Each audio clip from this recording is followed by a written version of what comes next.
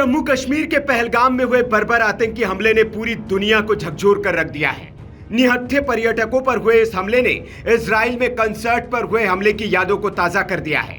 यह हमला कितना सुनियोजित और भयावह था, इससे पता चलता है कि इसमें 26 लोगों की जान चली गई, जबकि कई घायल हो गए। सेना की वर्दी पहनकर आए कायर आतंकियों ने पर्यटकों से उनका नाम और धर्म पूछकर गोलियां चलाई।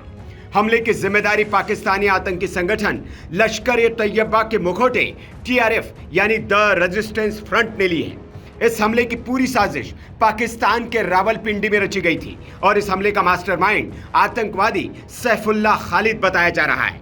उसने इस हमले की साजिश रची थी। सैफुल्लाह भारत के सबसे बड़े दुश्मन हाफिज सईद का करीबी माना जाता है। वो लश्कर-ए-तैयबा का डिप्टी चीफ कमांडर है। हाफिज सईद की पार्टी जब पाकिस्तान में चुनाव लड़ने के लिए उतरी थी तो इसी आतंकी ने जिम्मेदारी संभाली थी। सैफुल्लाह कसूरी को पाकिस्तान में सैफुल्लाह खालिद के नाम से भी जाना जाता है। वो पड़ोसी देश में बड़े हथियारबंद लश्कर के साथ लग्जरी कारों में घूमता है।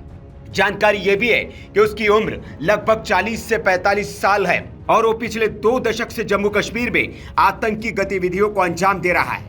सैफुल्लाह ने 2000 के दशक की शुरुआत में लश्कर-ए-तैयबा ज्वाइन किया था। पाकिस्तान के मुरीद के में LET कैंप में ट्रेनिंग ली। कहा जाता है कि उसकी भर्ती और ट्रेनिंग में हाफिज सईद का सीधा दखल था।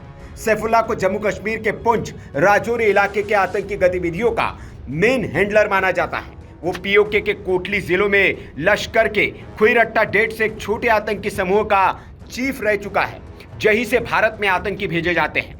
इससे पहले 2 फरवरी को पाकिस्तान के खैबर पख्तूनवा में आयोजित एक सभा के दौरान इस आतंकी ने भारत के खिलाफ जमकर जहर उगला था। सैफुल्लाह ने कहा था, मैं वादा करता हूं कि 2 फरवरी 2026 तक कश्मीर पर हम कब्जा कर लेंगे। आने वाले दिनों में हमारे मुजाहिदीन हमले तेज करेंगे।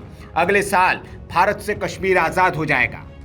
खबर यह भी है कि इस आतंकी हमले से 2 महीने पहले ही सैफुल्लाह पाकिस्तान के पंजाब के कंगनपुर में देखा गया था। वहां उसने पाकिस्तानी सेना के कर्नल जाहिद जरीन के साथ मुलाकात की थी।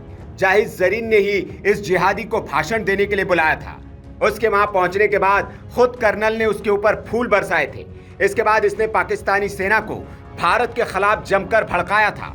उसने यहां तक कहा था कि वे लोग भारतीय सैनिकों का जितना कत्ल करेंगे, अल्लाह उन्हें उतना ही सवाब देगा, इसे चाहे जैसे अंजाम दिया जाए। लेकिन शायद सैफुल्लाह भूल चुका है कि उसके जितने साथी पाकिस्तान में थे जिन्होंने भारत के खिलाफ साजिश रची, उनको अज्ञात बंदूकधारियों ने मौत के घाट उतार दिया। एक एक करके उनको जहन्नुम पहुंचाया जा रहा है। सैफुल्लाह का भी नंबर लगने वाला है, क्योंकि भारत अपने दुश्मनों को छोड़ता नहीं है, घर में घुसकर मारता है।